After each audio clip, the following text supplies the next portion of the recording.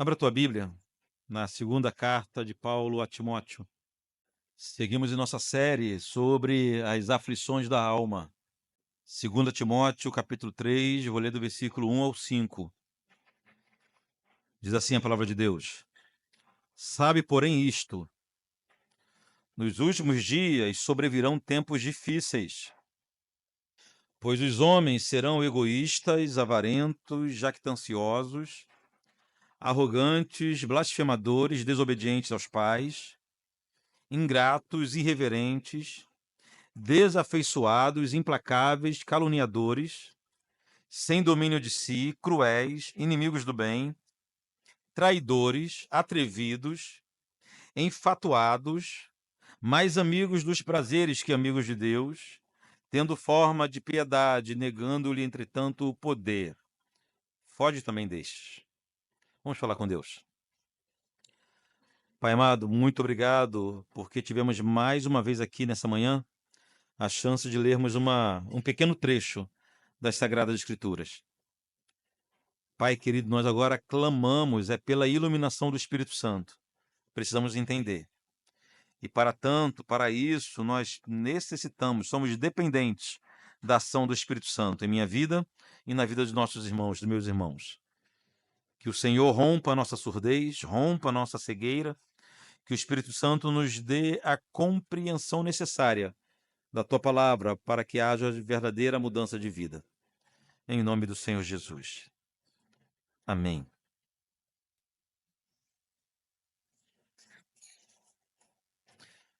A segunda carta de Paulo a Timóteo é o último documento que nós temos de Paulo. O último documento escrito por Paulo. Paulo estava preso, enfermo, idoso, muito velho e já na antessala da morte. Essa era a segunda prisão de Paulo, em Roma. Dessa prisão ele sabia que não sairia. Apesar de, em determinado momento da carta, ele pede para que, quando Timóteo fosse ter com ele, visitá-lo, levasse os livros, os pergaminhos. Ele queria morrer, mas queria morrer lendo. Um bom livro de cabeceira ao lado. Mas o apóstolo já sabia que tinha chegado o fim de sua jornada. O apóstolo Paulo sabia que a qualquer momento ele ouviria o passo dos carrascos, que viria buscá-los para levá-lo até a praça pública, onde ele perderia sua cabeça. Ele sabia que dali ele não sairia. Foi nessa carta que ele escreveu um dos versículos mais emblemáticos sobre despedida do cristão. Capítulo 4, versículo 7 diz assim: Combati o bom combate, acabei a carreira, ou completei a carreira, e guardei a fé. Paulo sabia que tinha chegado no final de sua história. O objetivo do apóstolo ao escrever essa carta foi incentivar o jovem pastor Timóteo, que a essa altura pastoreava a igreja de Éfeso, a famosa igreja de Éfeso. Mas Paulo sabia que naquela igreja, mesmo sendo uma igreja fenomenal, uma igreja saudável, Paulo sabia que chegaria o tempo, os dias, que Timóteo enfrentaria um tipo de gente muito perigosa. Paulo escreveu essa carta para incentivar Timóteo a permanecer firme, mesmo quando ele tivesse que lidar com gente muito difícil, principalmente com falsos cristãos no meio da igreja. Há falsos crentes, há crentes nominais no meio da igreja desde o primeiro século. O texto que lemos hoje citou várias marcas desse grupo de pessoas que traria problema para Paulo, para Timóteo. Paulo fez um retrato falado do tipo de gente que traria problemas para o Timóteo, ainda ali na igreja de Éfeso, mas acabou que ele fez o retrato falado de um grupo de pessoas, também de nossos dias. Por isso ele diz que nos últimos dias virão gente assim, gente estranha demais. Paulo citou 19 marcas. Você ficou até cansado na hora que a gente estava lendo, não é verdade? 19 marcas terríveis que teriam esse grupo de gente. Vamos ao texto. Versículo 1 e parte do versículo 2. Sabe, porém, isto: nos últimos dias sobrevirão tempos difíceis, pois os homens serão. A partir desse ponto vem uma lista de 19 marcas terríveis. Guardem isso, são 19 marcas terríveis. Segundo Paulo, os homens seriam egoístas. Em segundo lugar, avarentos. Sabe o que é avarento? Avarento é aquele que ama o dinheiro. Ao invés de administrar, de possuir o dinheiro, é o dinheiro que ele possui. Em terceiro lugar, os homens seriam jactanciosos, ou seja, orgulhosos. O orgulho seria a marca característica desses homens. Seriam também arrogantes, entende bem o que é isso, né? Blasfemadores. Blasfemadores são zombadores, principalmente aqueles que fazem piada com a fé, que ridicularizam a fé. Segundo Paulo, eles seriam ainda desobedientes aos pais. A desobediência aos pais seria marca, característica desse grupo de gente que estaria no meio da igreja. Ingratos. O que é ser ingrato? É o tipo de gente que não reconhece a importância e o valor dos outros em sua vida. Interessante que a gente vai citando essas marcas e parece que Paulo está falando para um grupo de gente dos dias de hoje. A ingratidão é uma das marcas mais proeminentes do dia de hoje. É impressionante. É impressionante como nós somos tendenciosos a achar que nós não devemos nada a ninguém. Dependemos de muita gente para tudo.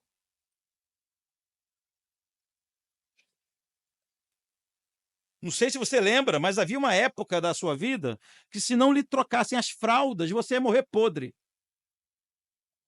Aí hoje a gente olha para trás e a gente fala o seguinte: não dependo de ninguém para nada. Não devo nada a ninguém, melhor dizendo. É gente ingrata, segundo a palavra de Deus. Seguindo, irreverente. Gente que não tem reverência, né? Gente que não reconhece quem é o Senhor. Gente que acha que pode chegar na presença do Senhor ou viver na presença do Senhor de qualquer jeito. Igrejas que acham que pode prestar ao Senhor qualquer culto. Incluir no culto ao Senhor qualquer elemento. Irreverência. Travestida de intimidade, travestida de maturidade. Irreverência. Seguindo, desafeiçoados, ou seja, sem afeto por ninguém, sem amor por ninguém. Implacáveis. Implacáveis é aquele tipo de gente que ninguém acalma, que quando espalha, ninguém junta. Conhece alguém assim? Implacáveis, caluniadores, sem domínio de si, pessoas sem autocontrole, que vivem por impulsos, que se desculpa dizendo o seguinte: eu não quis fazer isso, foi sem querer. Quando eu vi, já estava falando, quando vi, já estava fazendo. Característica desse grupo de gente estranha, segundo Paulo. Cruéis, inimigos do bem, traidores. Olha que marca terrível. Gente que não consegue ser fiel em seus relacionamentos, em suas amizades. Atrevidos, enfatuados. Enfatuados pode ser o mesmo que orgulhoso. 18ª marca: mais amigos dos prazeres que amigos de Deus. E 19ª, tendo forma de piedade, aparência de piedade, negando-lhe, entretanto, o poder. Ou seja, a pessoa parece que é piedosa. Você olha para a pessoa, você conversa com ela tem todo o jeito de uma pessoa piedosa. O que é piedoso? É alguém santo, alguém, um crente de verdade, um cristão de verdade. Mas, no entanto, suas práticas, suas obras não condizem com sua aparência externa de cristão ou de piedade. Que tipo de gente é essa? Gente estranha demais. Gente maldosa, soberba, problemática. São características diabólicas, irmãos. Pense em um tipo de gente que, ao mesmo tempo, é traidor, cruel, avarento. Dá nem para a gente imaginar um grupo de gente assim. Mas a palavra de Deus afirma que nos últimos dias, as pessoas, ou um grupo de pessoas seriam assim. O pior, um grupo de pessoas seriam assim dentro das igrejas. Esse que é o pior, isso que é o pior.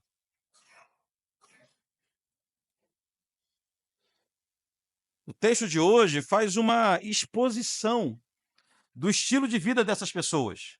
Pula para o versículo 6 e 7, diz assim: pois entre estes se encontram os que penetram sorrateiramente nas casas e conseguem cativar mulherinhas sobrecarregadas de pecado, conduzidas de várias paixões, que aprendem sempre e jamais podem chegar ao conhecimento da verdade.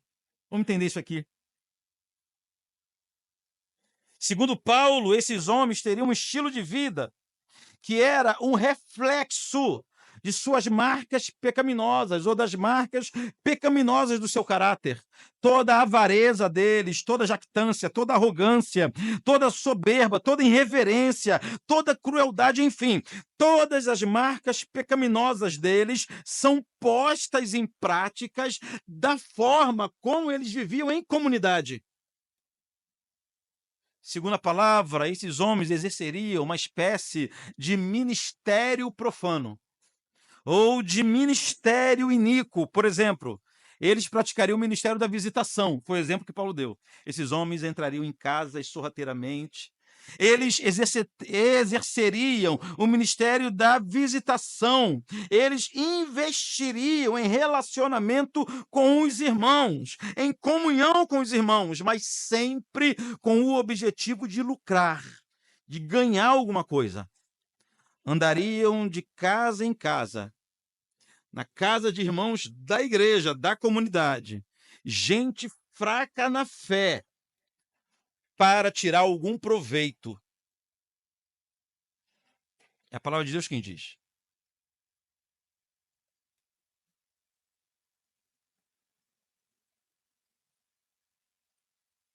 Ainda falando da característica de vida deles, ou da forma de vida deles. Versículo 8. E do modo porque Janes e Jambres resistiram a Moisés, também estes resistem à verdade. São homens de todo corrompidos na mente, reprovados, né? Réprobos quanto à fé. Janes e Jambres foram os dois magos egípcios que fizeram oposição a Moisés. Eles tentavam imitar os milagres de Deus.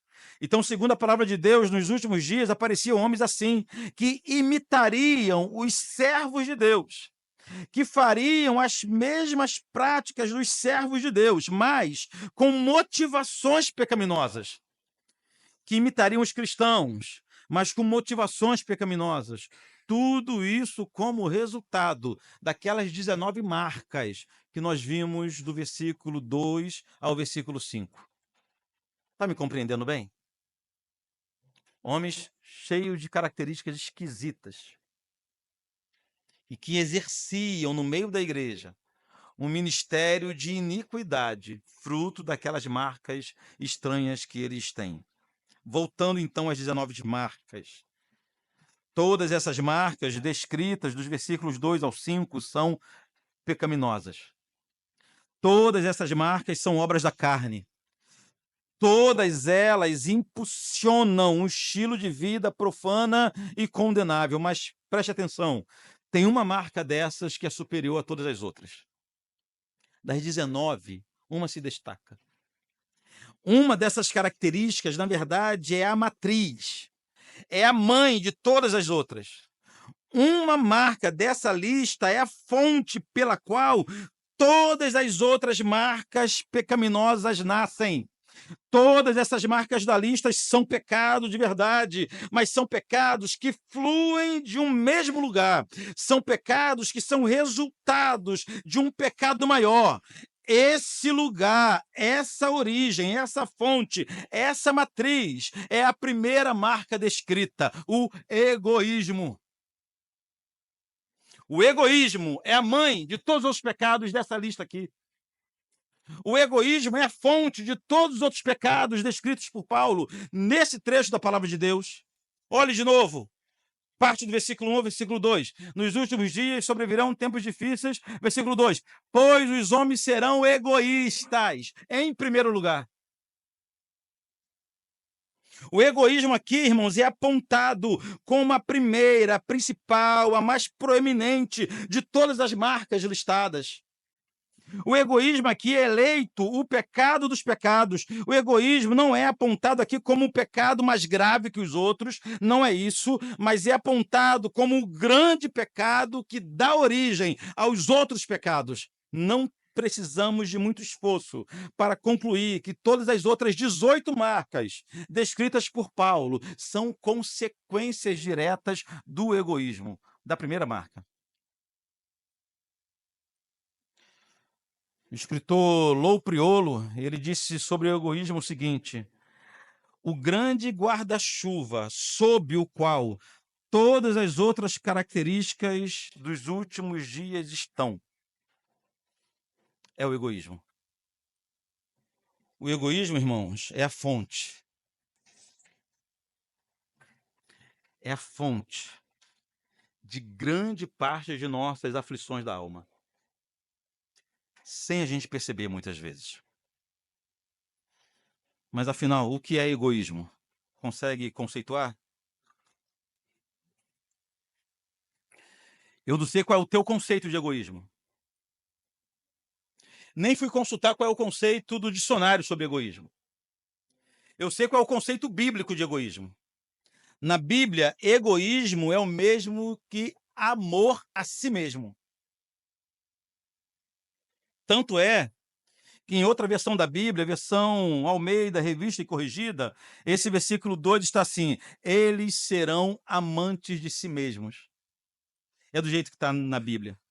O amor a si mesmo é a fonte, é a mãe de todas as outras marcas pecaminosas descritas em 2 Timóteo capítulo 3.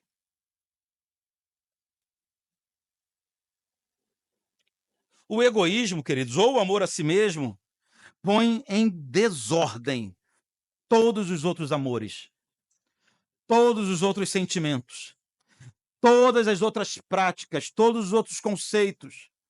Tudo que nós pensamos, sentimos ou praticamos é contaminado por causa do amor que nós sentimos por nós mesmos. Ou egoísmo, como você preferir chamar. A palavra de Deus até nos orienta a um tipo de autocuidado. É verdade. Mas toda vez que a palavra de Deus nos orienta a um tipo de autocuidado, nunca é somente para a autorrealização ou autossatisfação. Pelo contrário. A Bíblia sempre nos orienta a cuidarmos de nós, para nós termos uma base, um fundamento, para então cuidar das outras pessoas. O amor que sentimos por nós deve ser o fundamento que nos impulsiona a amar os outros. Amar o próximo como a ti mesmo. Não é um mandamento? O autocuidado que a Bíblia nos orienta é para que tenhamos condições de amar os outros e de vivermos para a glória de Deus. Não há uma única linha nas Escrituras Sagradas que nos oriente ao autocuidado somente para a autopreservação, para a autorrealização. Pelo contrário, a palavra de Deus nos ordena que devemos pôr o interesse dos outros e o interesse de Deus acima dos nossos interesses. A palavra de Deus nos ensina a assumir prejuízos, se for necessário, em favor do nosso irmão e da glória de Deus. Mas não é assim que a gente faz. Ou seja, não é assim que o homem faz desde o pecado. Queridos, o amor a si mesmo foi a fonte de queda de grandes homens na história. Vamos ver alguns exemplos? Foi o amor a si mesmo, disfarçado de senso de autorrealização, que levou Judas a trocar a fidelidade de uma amizade divina por 30 moedas de prata. Ele amou mais a si do que o relacionamento que tinha com Deus homem. Foi o amor a si mesmo, disfarçado de senso de autopreservação, que fez Pedro esconder que era um seguidor de Jesus.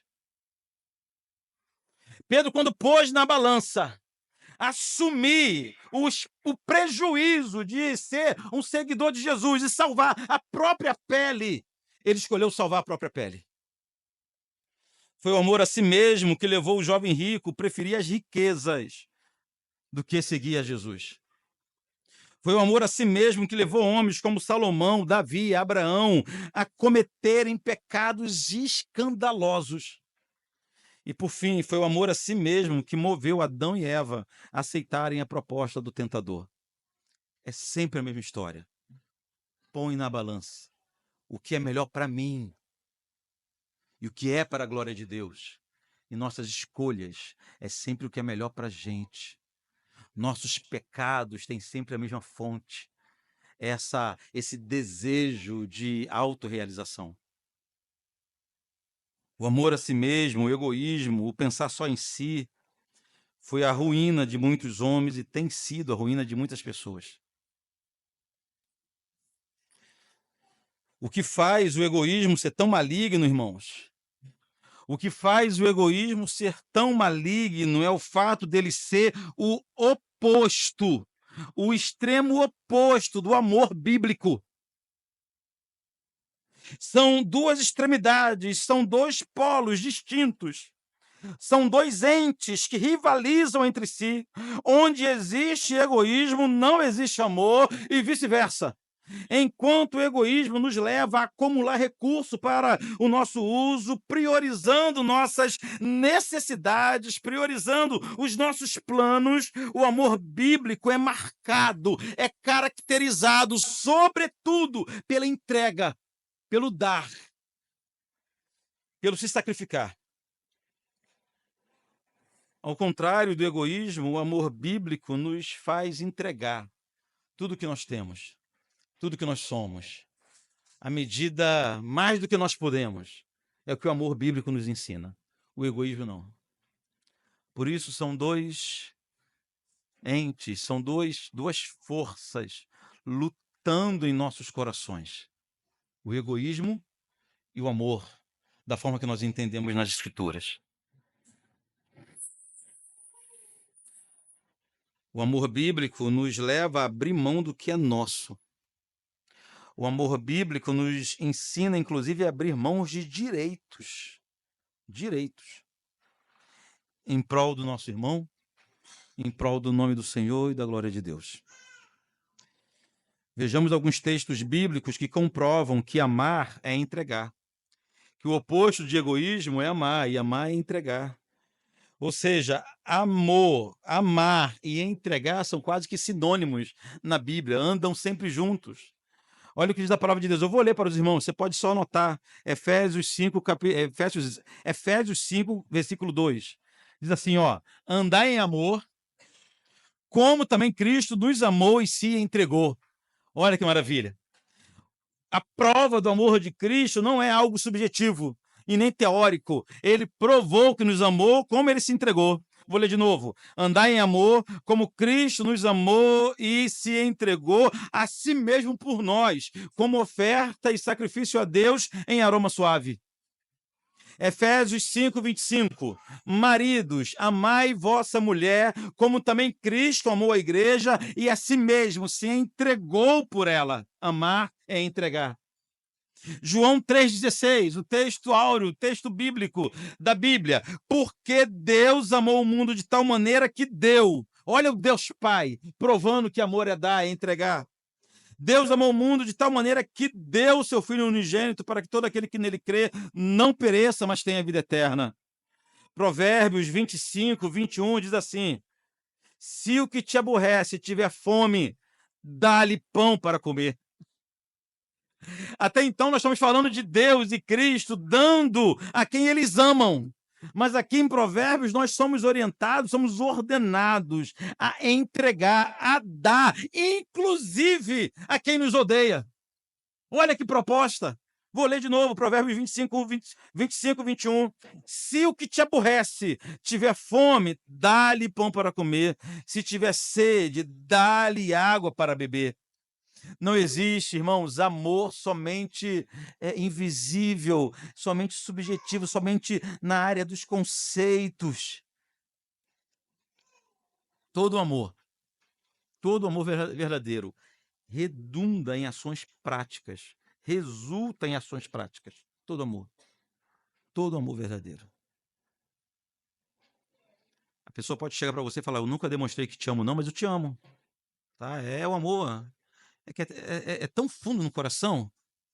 Ele está tão fundo, é tão fundo que eu não consigo ter uma palavra carinhosa, um gesto de carinho, um gesto de cuidado, né? É impossível. É impossível amar sem dar, amar sem entregar, amar sem demonstrar. É impossível. É o que a palavra nos ensina. Deus Pai amou e entregou. Deus Filho amou e entregou. E nós somos ordenados a pôr em prática nosso amor, dando, entregando, abrindo mão, vivendo para os irmãos e vivendo para a glória de Deus. Agora, por que o egoísmo é um pecado tão grave, irmãos? O egoísmo é tão grave porque o amor a si mesmo, preste atenção, o amor a si mesmo não é simplesmente um erro. Mas o amor a si mesmo é, na verdade, idolatria. O amor a si mesmo e idolatria são as mesmas coisas. O egoísta é, sobretudo, um idólatra. O egoísta segue cegamente um Deus que não é o Senhor. O egoísta, ou no coração do egoísta, tem um trono em que não é Deus que está sentado. Há um altar no coração do egoísta, mas que não é Deus que é adorado. O Deus do egoísta é ele próprio, é ele mesmo. Por isso, o egoísta é, em primeiro lugar, um idólatra. Ele vive para se satisfazer. Ele vive para satisfazer suas vontades. Se eu quero, eu posso. Por que você vai fazer isso? Porque eu quero. Porque eu tenho vontade. Porque eu tenho desejo. Ouçam o que o pastor puritano Richard Baxter disse sobre isso. Palavras de Richard Baxter.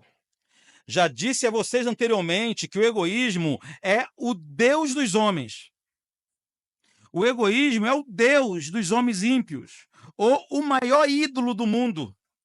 E que a tríade, amor pelo prazer, amor pelos lucros e amor pela honra, nada é além de amar a si mesmo em unidade. Todo homem é idólatra à medida que é egoísta. Não, queridos. O egoísmo não é apenas uma marca da personalidade. Egoísmo não é apenas uma forma de se proteger.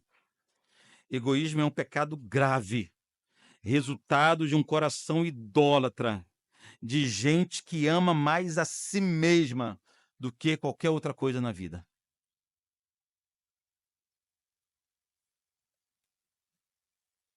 Você pode estar concordando comigo até então. Mas a pergunta é: como saber se somos de fato egoístas ou não? Tem aqui algumas perguntas que podem te ajudar a fazer uma autoanálise. Não responda para mim, não, responda só para você. Algumas perguntas simples. Primeira, quando você tem que tomar alguma decisão, você considera em primeiro lugar o que vai te beneficiar?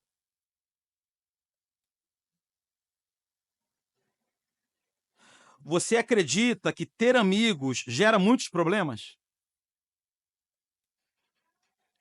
Você usa mais do seu tempo cuidando de questões particulares do que dar ajuda a outras pessoas? Você busca mais os seus interesses do que os interesses de Deus? Você pensa muito em como as pessoas não te valorizam como deveria?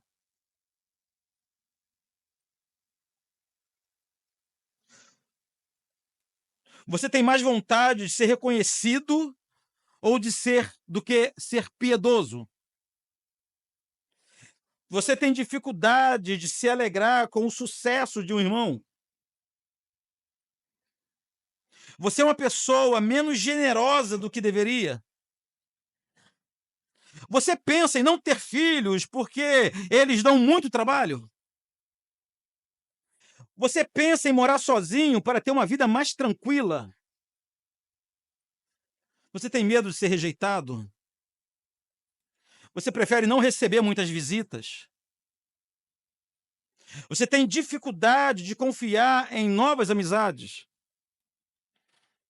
Você é o tipo de pessoa super protetora?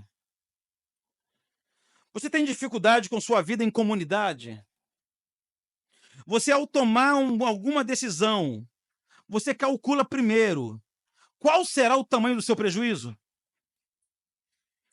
Se você disse sim a pelo menos uma dessas perguntas, teu coração já pode ter sido contaminado pelo egoísmo, você só não sabe disso. O egoísmo pode estar disfarçado de sensatez. O egoísmo pode estar disfarçado de autocuidado, de autoproteção. Quando, na verdade, se você for bem honesto, você vai concluir de que você se preocupa em primeiro lugar com o que é teu, com a tua vida, com a tua casa, com o que lhe pertence, do que com os seus irmãos, com a comunidade ou com a glória de Deus.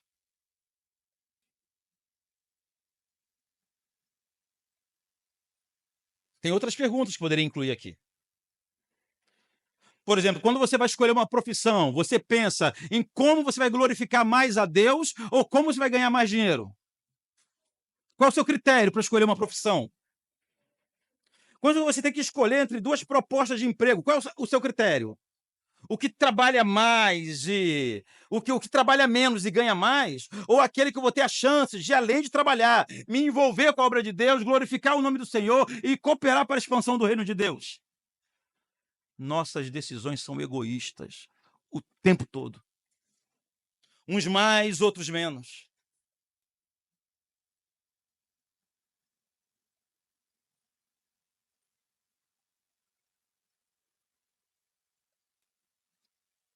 Podemos dizer que egoísmo está entre os males do século, os males do tempo, sem a gente perceber.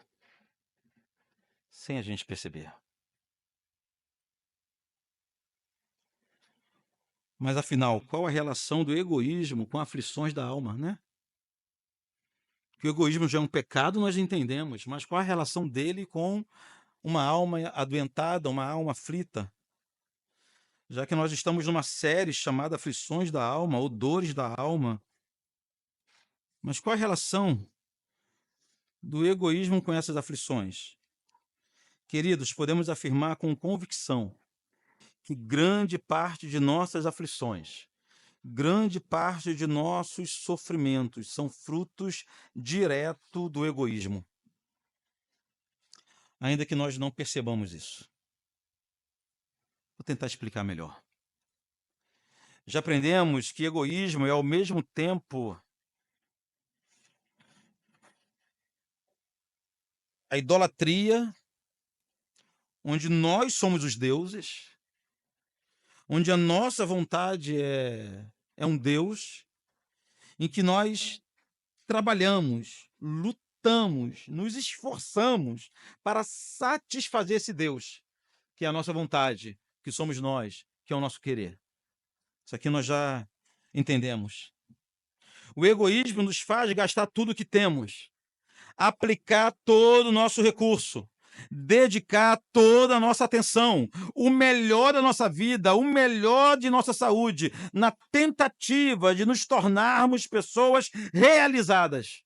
O combustível do egoísmo é tão somente o desejo de realização pessoal e a busca pela felicidade. O problema, irmãos, é que nós precisamos observar dois fatores. Em primeiro lugar, nós somos, por natureza, insaciáveis. Olha o problema.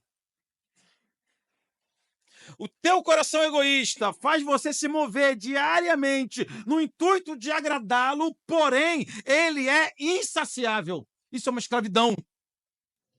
Por mais que consigamos adquirir o que desejamos, por mais que consigamos chegar ao lugar que almejamos, por mais que consigamos realizar nossos maiores sonhos, jamais estaremos contentes. Jamais.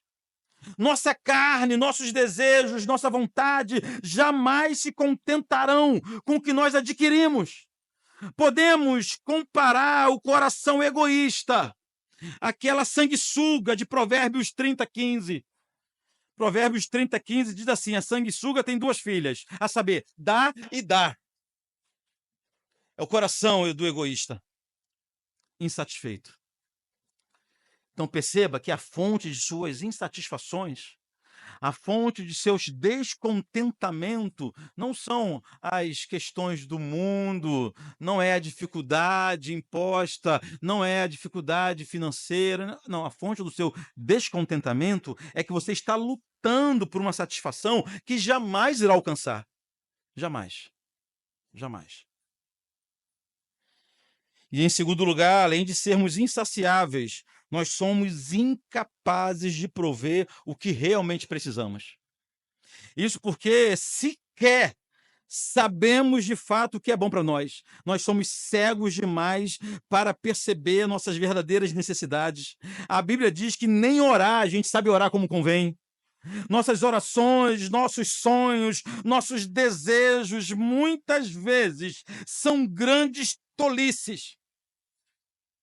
A gente fica perdendo tempo, clamando, pedindo a Deus algo que, por misericórdia, Ele não nos dará.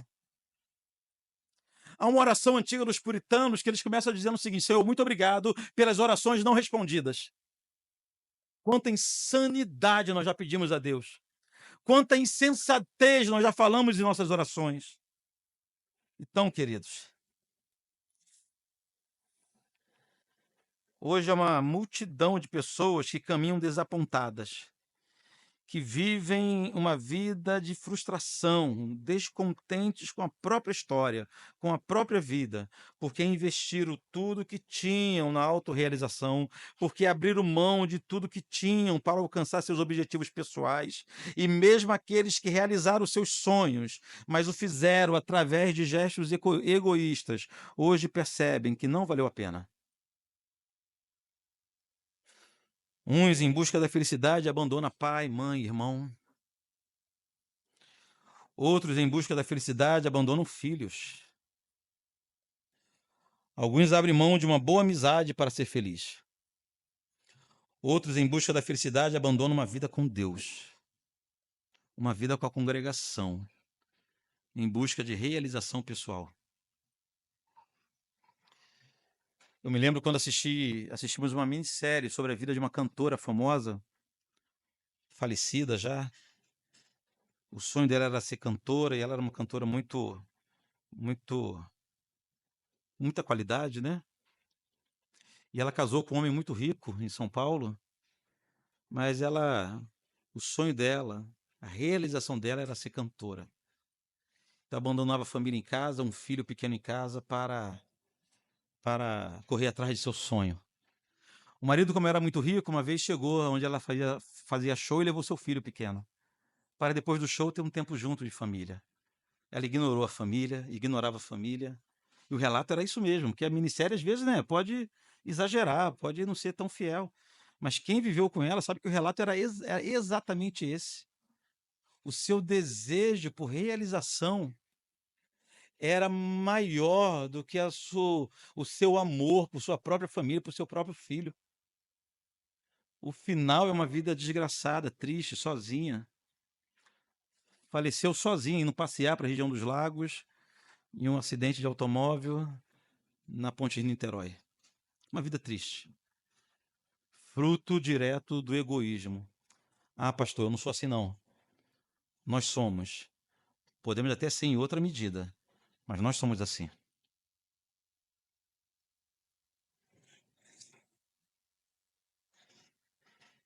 Eu nunca recebi ninguém apavorado, em prantos, desesperado, descontente, porque queria ajudar o irmão e não conseguiu.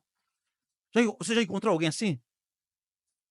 A gente tem até algum tipo de frustração, né? Poxa, se eu pudesse ajudar, mas eu ajudaria mais. Mas ninguém entra em crise existencial porque queria ajudar o outro e não conseguiu, porque queria ajudar a igreja e não conseguiu, porque queria pregar o evangelho e não conseguiu. Nossas grandes frustrações, nossos grandes descontentamentos, a maioria de nossas dores é fruto justamente dessa incapacidade que nós temos de nos satisfazer. Mas ainda assim, o nosso coração idólatra permanece reinando, permanece dando as ordens, permanece ditando as regras, ditando nossa agenda, nossa forma de vida, nosso estilo de ser cristão. Ah, queridos, O problema é que o egoísmo, ele ilude e depois ele mata. Ele atrai, nos faz uma bela proposta, mas depois ele nos sufoca e nos mata. Como podemos vencer o egoísmo? A única forma de vencer o egoísmo é destronando o ídolo que está em nosso coração.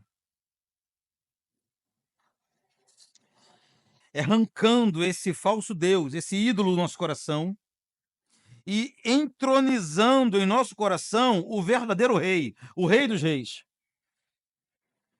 Deixando de viver para nós mesmos e vivendo para o Senhor. Não tem outra forma, não tem outro método. É Deus que deve estar na direção de nossa vida. E em cada passo de nossa história, o nosso desejo deve ser consultar qual é a vontade do Senhor. Lembra desse trecho do Salmo 119 que lemos aqui no início do culto?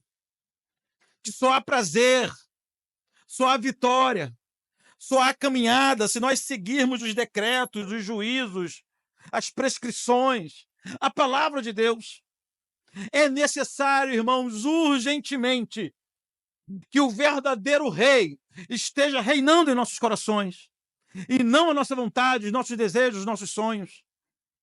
Deuteronômio 28, Deuteronômio 8. Esse eu vou pedir para você abrir comigo nesse texto. Deuteronômio capítulo 8.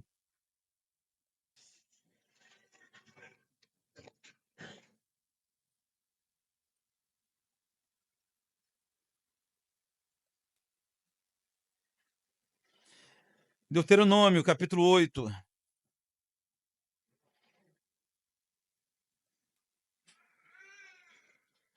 Olha como a Bíblia Sagrada propõe um estilo de vida para o cristão em que não há espaço sequer para um coração egoísta. Deuteronômio 8, versículo 11, a partir do versículo 11, diz assim a palavra de Deus: guarda-te, não te esqueças do Senhor, teu Deus, não cumprindo os seus mandamentos, os seus juízos e os seus estatutos que hoje te ordeno, para não suceder que, depois de teres comido e estiveres farto, depois de haveres edificado boas casas e morado nelas, depois de se multiplicar os teus gados e os teus rebanhos, e se aumentar a tua prata e o teu ouro, e ser abundante tudo quanto tens, se eleve o teu coração e te esqueças do Senhor teu Deus, que te tirou da terra do Egito, da casa de servidão. Isso é Deus falando com o povo, através de Moisés, o seguinte, em outras palavras: jamais permita que o Senhor saia da vida de vocês do lugar que lhe é devido. Já verifiquem sempre se o rei que está reinando no coração de vocês é o Senhor, se vocês estão vivendo para o Senhor. Para não correr o risco de vocês acharem que vocês adquiriram algo por causa de sua própria força. O texto segue, pula para o versículo 17 agora. Não digas, pois, no teu coração: a minha força e o poder do meu braço me adquiriram estas riquezas. Antes, te lembrarás do Senhor teu Deus, porque Ele é o que te dá força para adquirires riquezas, para confirmar a sua aliança, que sob juramento prometeu aos teus pais, como hoje vê. Pastor, qual é a relação desse texto com o egoísmo? Tudo aqui. Esse texto nos ensina a reconhecer quem é o Senhor em nossa vida. A reconhecer que tudo que somos, tudo que temos, vem do Senhor. Não há espaço para egoísmo naquele coração que é, sobretudo, grato a Deus. Agora, se você esquece quem é o Senhor, se Deus para você é uma figura mitológica, se Deus para você é um amigo invisível, se Deus para você tem a mesma importância do Papai Noel, de outras figuras lendárias, aí sim. Então quer dizer que tudo que você adquiriu até hoje foi por conta própria. Mas se você reconhece quem é Deus e que Ele reina em sua vida da forma devida, não haverá lugar, não haverá espaço para egoísmo. consequentemente, não haverá mais espaço para descontentamento, para frustração. Nós reconheceremos que tudo que nós temos foi o Senhor que nos deu. O dia bom e o dia mau. O pouco recurso, o muito recurso ou o pouco recurso. O trabalho aqui ou lá. O carro novo, o carro velho ou sem o carro. Tudo que nós temos é o Senhor que nos deu, o Senhor que nos proporcionou. Eu preciso terminar com algumas aplicações. Primeiramente, eu quero te desafiar a se envergonhar de todas as vezes que você buscou realização ignorando a necessidade dos outros.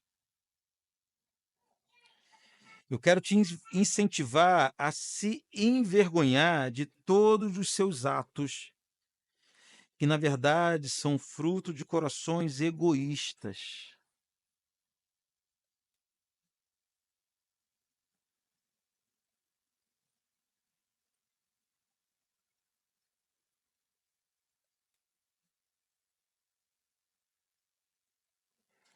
Um cristão não tem vida própria.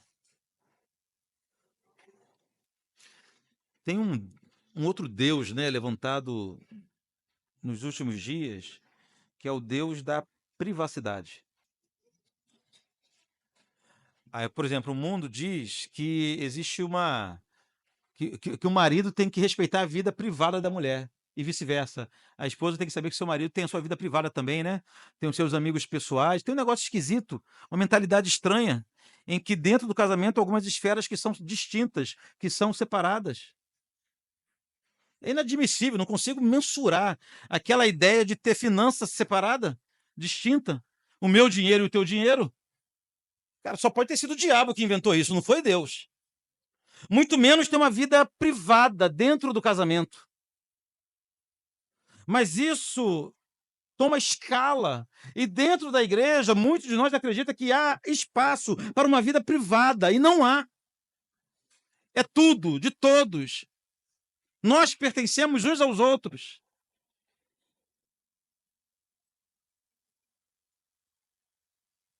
Às vezes é o egoísmo que está nos moldando, nos direcionando, e nós achamos que não, é sensatez, é privacidade, é minha vida particular, é minha timidez. Provavelmente não, meu querido. Pode ser o egoísmo. E precisamos lutar contra isso. O egoísmo não vai ser vencido naturalmente. Não vai ser com meditação que nós vamos vencer essa praga. Será apenas com atos concretos. Eu vou te dar um exemplo.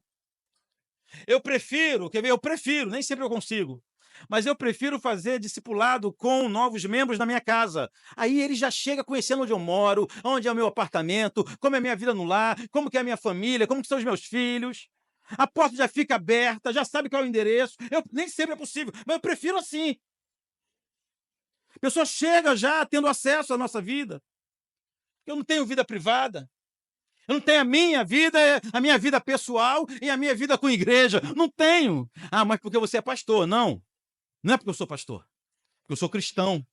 E como pastor eu faço isso, como a Bíblia diz, para ser exemplo dos fiéis. Para que os outros façam também.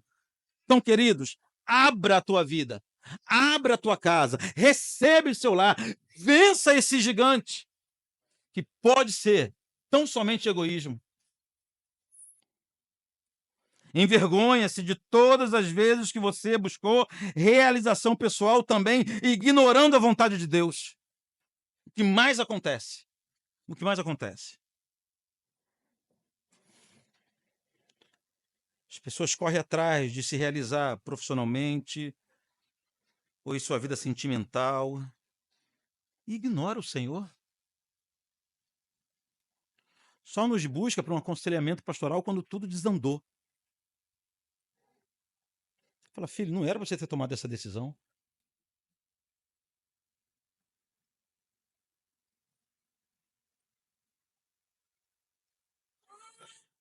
Põe a vontade do Senhor em primeiro lugar na tua vida. Toda vez que você for tomar alguma decisão, pergunte em primeiro lugar como que isso vai glorificar a Deus.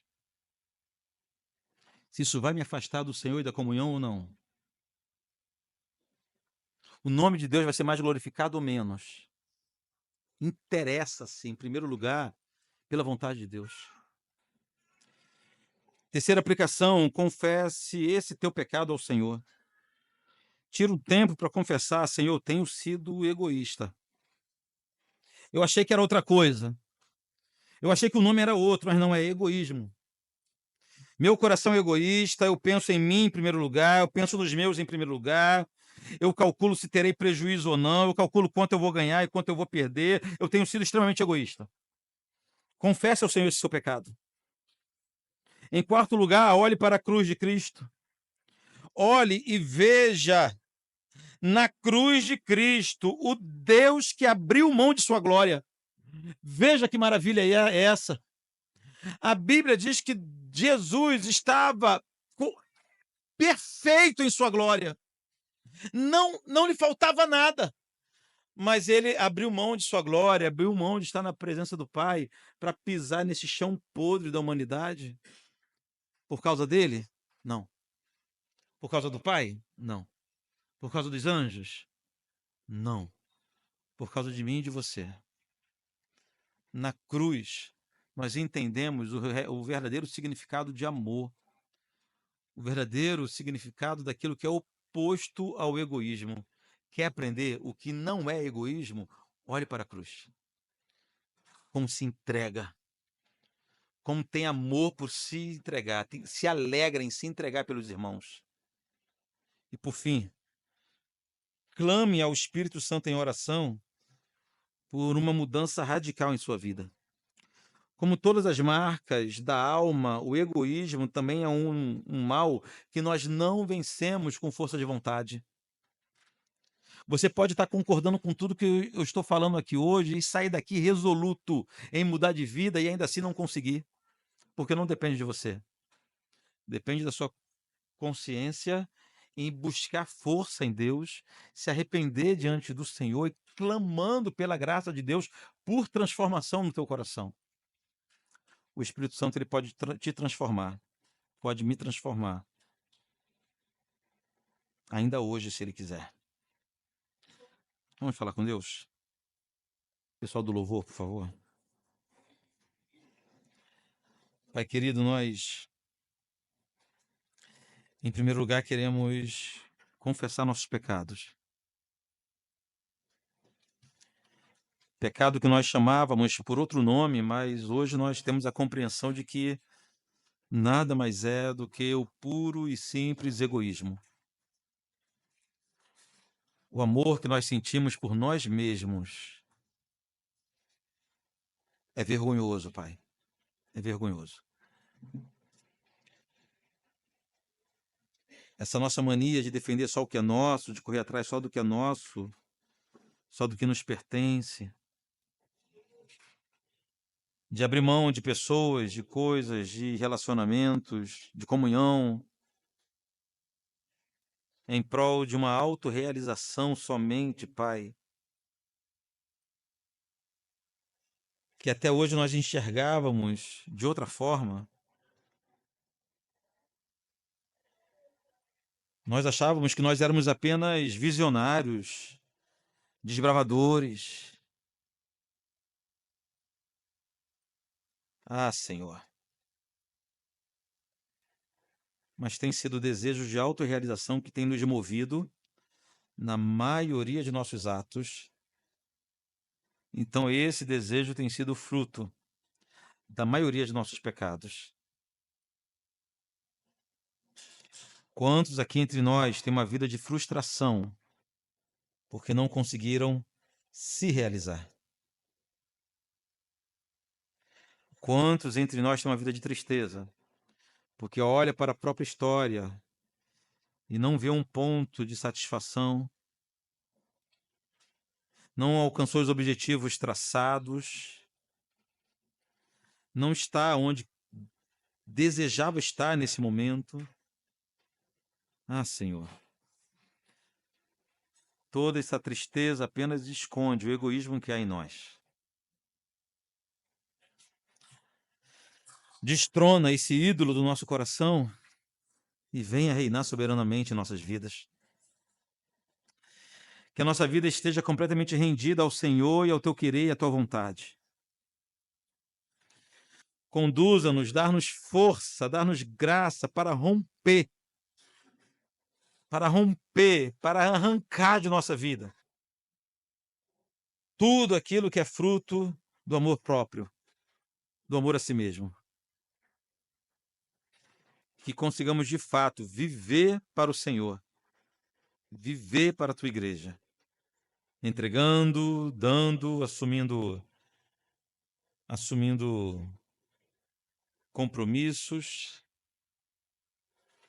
assumindo prejuízos, para que o teu nome seja glorificado, Deus. E encontraremos contentamento no Senhor. Encontraremos contentamento no Senhor. Queremos chegar ao fim dos nossos dias, Pai, e ao olhar para a nossa história, nos alegrarmos, porque nós vivemos para Deus, em primeiro lugar. Em nome de Jesus.